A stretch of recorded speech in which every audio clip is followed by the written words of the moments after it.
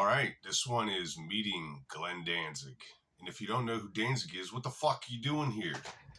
I'm kidding. I stole it off the man himself. But I think that's what a lot of us like about him and what some people don't like about him. And as far as his reputation, as far as off stage and meeting people, sometimes it's pretty bad. It might be up there. Only like Axl Rose might be worse as far as the reputation than Danzig sometimes. But I'm going to explain why that's not necessarily true. For one, people like Axl Rose and Danzig and a lot of other guys, they're not running for fucking president, okay? They're in a rock band. They're not trying to be, everybody's friend. It's not what they really set out to do. Now, should you be cool to your fans? Yes, but that doesn't mean you're Mr. fucking shiny happy person all the time. Okay, here's the other thing that a lot of people don't get is the dude grew up in Jersey. Okay, now I spent half of my child, teenage, whatever life in New Jersey. All my relatives were from New Jersey. And New Jersey and the East Coast in general have more of a fuck you attitude. And, when I hear him and some of the other guys, like in the Misfits and Samhain talk, it makes me laugh. It reminds me like one of my uncles or something like that. So, how I found out about Danzig was in high school. Lucifuge just came out. That dates me there. This shirt is actually from high school. Thanks to my buddy who gave it to me. But my friend comes up to me and he says, dude, you got to check out this band Danzig. They're 20 times more satanic than Slayer. So I checked them out, and the first song I heard was Long Way Back from Hell, and I was like, holy shit, that's the most evil riff I ever heard. And then Danzig's voice was, I was just like, wow, and these guys weren't like, I don't even know if they considered themselves metal, but they certainly didn't sound like any metal band out at the time. So first time I saw Glenn Danzig was in 94 at a place called Williams Grove Speedway in Mechanicsburg, PA. They've never done it again. It's basically a speedway. I heard they needed the money, so they did this, and everybody bitched about the noise, even though the racetrack makes just as much, if not more, noise than that concert did.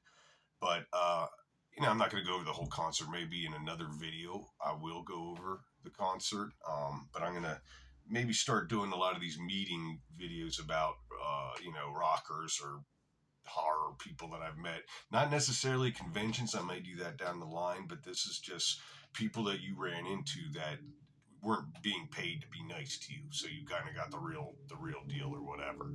So 94, this was probably one of my first stadium shows. Suicidal opened and Danzig came out. That's who I was really, really there to see. Metallica headlined. And they were at their prime, and it's not only musically, but just fan-wise. He probably the most fans he ever had. This is when he was on MTV all the time. This is when Mother was getting played on the radio all the time. And I know they opened with Brand New God, because I don't think 4 was out just yet. It was the original lineup. Chuck Biscuits was still in the band even, so that was great to see. They sounded great. And, of course, back in the day, me and my friends used to listen to the Misfits bootlegs. Not necessarily, you can admit most of them sound like shit, but mainly to listen to Danzig yell at the crowd or hear what he was going to have to say, and I've heard other bands copy him since then, especially if you came here to fight, go fight in the fucking parking lot and blah, blah, blah, just shit like that. But throughout the show, his mic cord was annoying him. He's like, the fucking cord, that song just getting more and more pissed off. And then eventually, somebody pissed him off in the crowd. And I'm 99% sure I know who did it. And I got to backtrack a little bit. When I was walking in, there was a kid with a shirt on that said, fuck Danzig. It's a real good idea to wear to a Danzig show. And I think he was up on someone's shoulders or whatever, like, hey, and Danzig said, there's always one of you in every town. That's what happens when mothers and sons fuck. And the whole fucking place fucking laughed their ass off and whatever. And, he's fast like that. It's funny, man. So the next year, maybe, I saw him at the first Ozfest. I can't remember, maybe York, I can't remember. The very first one, only 3 bands on it. Clutch was supposed to be there, they weren't there. Sepultura, then Danzig, then Ozzy. And Danzig came out, and this is before the internet, so I didn't know totally what the hell was going on. He came out, had a whole new band. It was just him and all new guys, 5 new guys running around, and started playing. Black Acid Devil wasn't out yet, but they played some songs from it. I'm like, what the fuck is going? What is this? What is going on? I didn't, I'm not saying I didn't like it. I just didn't know what the hell was going on. Don't have any crazy stories from that one, but here's where my story comes of actually meeting Glenn Danzig. So the next time he was playing, I think this was when Six came out, but also it was the Samhain reunion. The box set was just coming out, so it was both, I believe, at this one. And I have the tickets for these. I'll show then. But so me and my buddy went down. We would always go down to South Street because back then that's where you could get all good music and everything. You couldn't order. There was no internet. You couldn't order everything online. You had to, so they had like 5 different record stores and all kinds of cool shit down there. I loved it down there. And so they were playing at the Electric Factory. Now that place is still there in Philly, but it's called something else. I don't know what it's called. But either way, so we're down to South Street. We'd hang out there during the day, whatever. Go to Tattooed Mom, and then go to the shows. And so we're walking around, and we get to a record store called Noise Pollution. I think it's still there, and if it is still there, check it out. It's an awesome place. And we get there, and we see this really cool Danzig poster, and it's the poster for the show, and it's got like Danzig. I hope I'm not. I know Hatebreed was opening it, so it was like Danzig, Samhain, Hatebreed, and it was a really cool. It's got like a roller coaster on it. I'm sure somebody posted below. I'm sure you know what I'm talking about. But anyway, we see the poster, and it's signed. And we're like, that's tonight. We're going to that show. How do you have that poster signed already? The guy at the store is like, he was here not long ago. And we're like, what? And they're like, yeah, he's just walking around with this band, on South Street, whatever. And I was like, damn. And he goes, oh, don't you know about the signing? And this was back when they were still Tower Records. And apparently there was a signing. We didn't know about it. Like I said, no internet. We don't live in Philly. We didn't know about any of this. So we're like, holy shit. And if you know where the record store we were at, that's on the other whole end of South Street. So we're fucking running and fucking pushing old ladies into the street. And like, not really, I'm just kidding. But we were getting, how South Street can be. It's not you're not just going to run down the street and get there. There's people freaking everywhere. So we get to Tower Records. Of course, the signing's over. And we're like, fuck, we missed it, whatever. And so we're bummed out, whatever. We're just looking at records. And then I see, I think it was the drummer, Joey. I think I saw him. And I'm like, dude, is Glenn still here? And he said, yeah, he's walking around. And I'm like, dude, my friend, I'm like, hey, man, Glenn's still here. We got to find him. So we're, Tower Records was a big-ass place back then. So we're walking around, bam, I run into, I believe it was Todd Youth, R.I.P., by the way. And he's like, hey, he's here. So we realized that some of these racks are pretty high.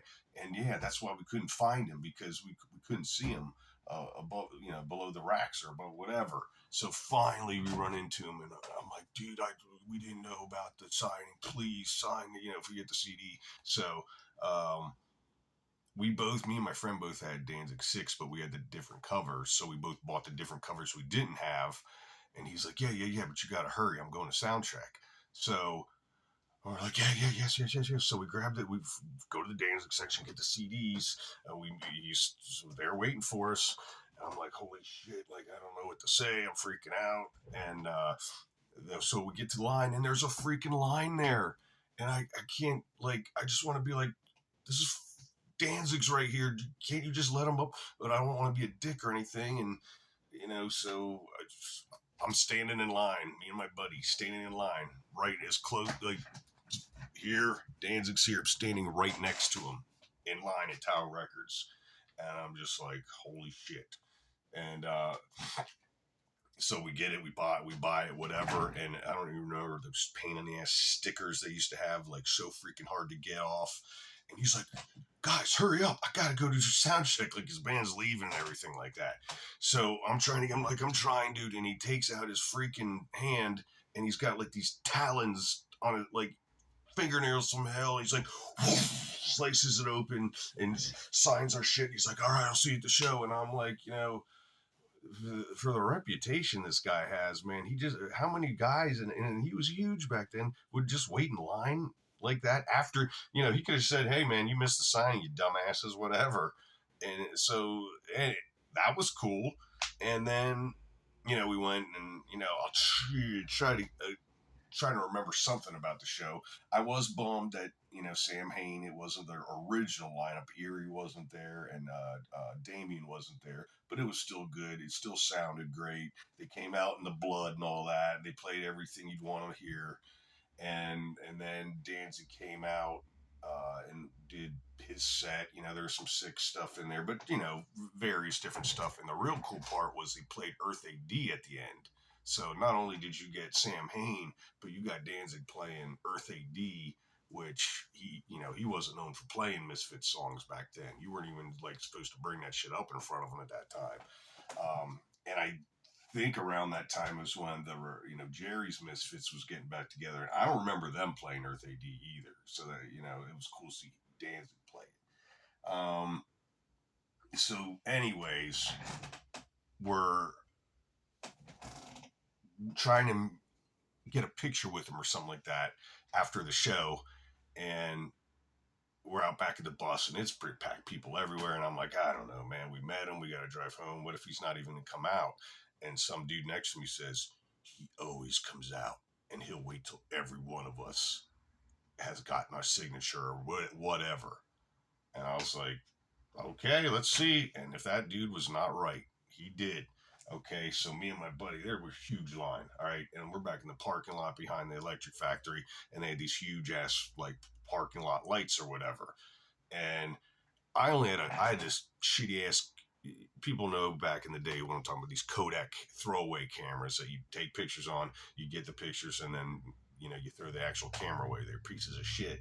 And someone gave me one like, oh, take pictures of the show, but it didn't have a flash on it. But when you're taking pictures of a show, it doesn't matter because you got all them lights and everything like that. So, and I was like, the parking lot lights are cool. Bam! As soon as we get up there, the parking lights go down, and we got pictures. He was cool. He signed. Let me see. I got this that night. The Black Aria poster, and yeah, you can hardly see it, but he signed right here. I don't know if you can see that or not. There's probably a glare. But either way, he was, there's two stories right there that prove he's not a total dick, especially not to his fans. But yeah, those pictures never came out. But the next year, he came back. I got to check the ticket where, but still in Philly. And we saw him for the Danzig 7 tour. And we went back, and this time I had a camera with the flash. And here's another funny quick story. So we're waiting once again, and he comes out, and he's sitting at his bus, and people line up and whatever, sign, picture, whatever. And the dude in front of me was like, hey, man, can you take a picture or me and Danzig? And I said, sure.